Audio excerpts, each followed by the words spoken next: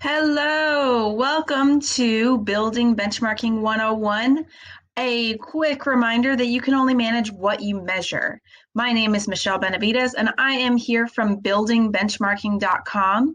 We are an excellent source for support for your building benchmarking compliance needs, as well as if you just want to know what's going on with your building and how you can become more efficient. I am the CEO of LE Rigby Innovations. We are a sustainability accelerator, so we offer sustainability training and support. We support consulting teams behind the scenes on green building projects, and we also offer benchmarking support through buildingbenchmarking.com. I am a lead AP in building design and construction, a Fitwel ambassador, as well as a green classroom professional, and I have my master's in education. I'm also a former teacher. So what's covered today? Today, we're going to do a very brief overview of what building benchmarking is so that you feel comfortable going out and starting this process. We're going to be understanding the importance of building benchmarking, recognizing that Energy Star logo that you see everywhere, and then exploring resources for building benchmarking as you start this process. My guess is you're here because you got a compliance letter from maybe your city or your state, and you're ready to jump in and figure out, okay, how do I get this done? How do I comply like I need to? Let's get started. So who and what, or what and who, is Energy Star? Energy Star is a service or a division of the EPA here in the United States. And Energy Star provides an excellent resource for being able to benchmark buildings as well as products in their efficiency levels. So when you think of Energy Star, most people immediately start to think of those products. So when you go to a store perhaps and you buy something like a washing machine or a TV or a refrigerator, you'll see that Energy Star logo to show how much energy will be consumed by this product as you use that product throughout the year. And it's a great way to compare apples to apples to make sure you're buying an efficient product. Another way Energy Star is helping us understand energy efficiency is by looking at commercial buildings, homes, and industrial plants. So there's a lot of ways that things that go into measuring that energy usage and that overall utility usage by each of these buildings, so that we can both recognize through an Energy Star label the most efficient buildings out there, as well as just be able to take a look at, okay, let's measure, let's understand where we are right now, and what can we do to be able to take that step forward towards a more efficient future for our building. So benchmarking, if you're not familiar with the term specifically, that's the process for accounting for and comparing a metered building's current energy performance with its energy baseline. So we're comparing metered buildings' energy performance also with that energy performance of similar types of buildings. So you can both look at your own building over time compared to your baseline, say what the year it was built, or you can go ahead and say, okay, how do I compare with a building down the street or another building within my portfolio if you have a lot of buildings that you're managing? It is also very, very important that we recognize that this is a great way to document those top performers. So comparative metrics. So when you take a look at a car, for example, you understand immediately if you see that it's 10 mpg, that this is a not very fuel efficient car.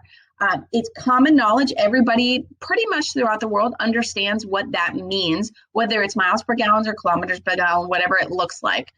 When you look at a building and you're going to maybe purchase the building, or even it's just a building that you are starting to manage on your own, you want to take a look at, okay, how can I understand how efficient this building is? If you see the number 95 kBTU per square foot per year, does that mean anything to you? Probably not. So that is when Energy Star stepped in to create a very easy to understand 1 to 100 score. So that 1 to 100 score is based on nationally available CBEX data. So not something you need to fully understand, but understand that it comes from a huge survey that's done every few years. And then the EPA is going to analyze and filter that data, create a lot of statistical models behind the scenes. Again, nothing that you need to understand or be aware of, but just know there's a lot that goes into creating that ultimate score for each of those buildings. So once you are able to go ahead and create that Energy Star score, You may discover that you have a much more efficient building than you knew, or perhaps you knew you were very efficient and you're looking for that recognition. So that's when you can step up to, okay, I think it's time to look at this certification through Energy Star for my commercial building. Now, if you do get that 75 score or above, that means you are performing at a superior level.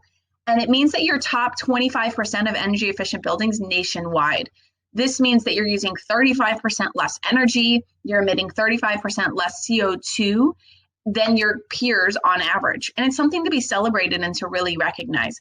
That's something that does need to be confirmed by a professional engineer or a similarly credentialed individual in the field. So it's something you'll want to take a look at that process on the Energy Star website.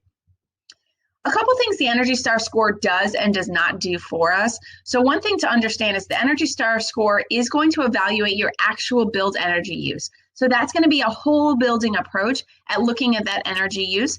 And then it does normalize for some operational characteristics. So you're going to put in the size of the building, obviously, the occupancy level. If it's a residential, maybe the number of bedrooms. You're going to look at the address and the climate you're in so that you can compare very easily a building in your portfolio in Florida versus one that might be in Montana. It's going to regulate based on that climate so that you can still compare apples to apples. The score is not going to directly compare your building to the building next door, but rather will compare each of them to that national survey. And it's also not going to be able to take a look at specific technology choices or really minute shifts in how you operate your building versus somebody else. It's also not going to take a look at, as I mentioned, how a building is operating. So not only will it take a look at, yes, it'll take a look at the size, it'll take a look at the number of hours it's open, but it's not able to fully explain how your building's operating and what you could be doing to operate more efficiently. That's something you'll need to take a look at once you have this data and take it a step further.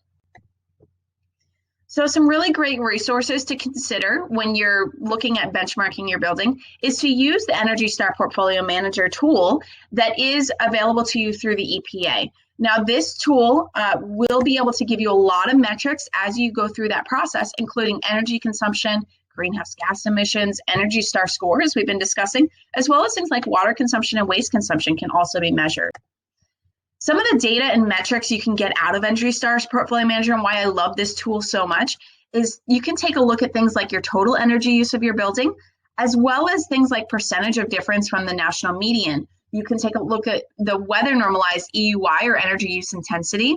Then you can take a look at other things outside of energy and look at that water, for example, or waste, as well as comparisons in GHG emissions, as I mentioned, as well as you can take a look at financial shifts. So energy cost annually, you can set goals and be able to work towards those goals and be able to measure with a very easy tool how you are shifting towards meeting your goals. You can also take a look at renewable energy and buildings that have not yet been constructed. You can create a design and put it through this tool to be able to understand how efficient this building will be. Now, when you get started, the first thing you're going to need to do is make sure you have your data. So if you have all of your energy bills, you are going to need to, if you do not have your energy bills, I apologize, you are going to need to contact your local utility and request that information. On those utility bills, you will be able to find some of that information that will be needed in Energy Star Portfolio Manager or maybe a different benchmarking software if you're using something else in order to begin this tracking process.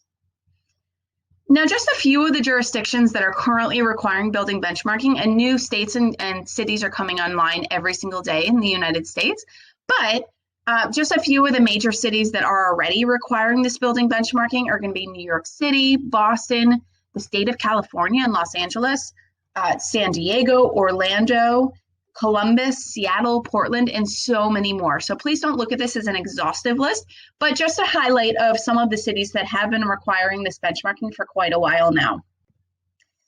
Now, we are here at buildingbenchmarking.com to make this as easy as possible for you. And one way that we do this is we help you maintain your annual compliance. You submit to us through a very easy questionnaire. your utility bills, and we will simply go through the process of making sure that you are compliant. We'll work with you if necessary to obtain any utility information if you don't already have it. We will make sure that we lead you through everything you need to do, making it as easy as possible to obtain that compliance with your jurisdiction.